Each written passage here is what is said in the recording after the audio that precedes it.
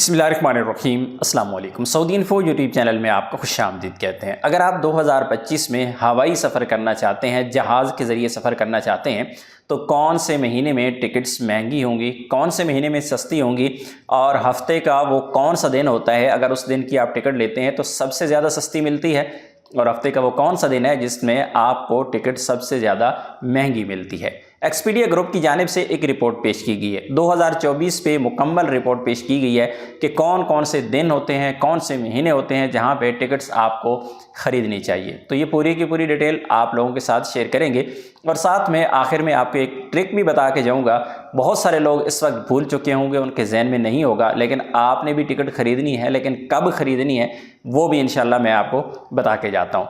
तो आगाज़ कर लेते हैं एक्सपीडिया ग्रुप की इस तहकीक के पूरे साल में जो भी टिकट्स खरीदो फरोख्त हुई हैं उसके मुताबिक मार्च 2025 सबसे महंगा तरीन महीना होगा। अगर आप मार्च में टिकट खरीदते हैं एयर ट्रैवलिंग के लिए तो सबसे महंगी टिकट मिलने के चांसेस है। और इसी तरह अगर आप अगस्त में सफ़र करना चाहते हैं तो अगस्त साल का सस्ता तरीन महीना रहेगा एयर टिकटिंग के हवाले से।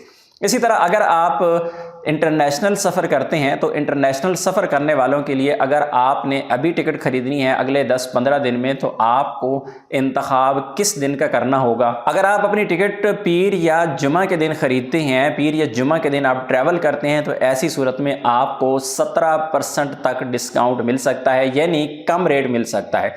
एयरलाइन का डेली का अपना रेट होता है, उनके हफ्ते के अपने रेट्स होते हैं, महीने के अपने होते हैं, लेकिन हफ्ते के ये 2 दिन जो है इनमें अक्सर औकात आपको सस्ती टिकट मिलती है।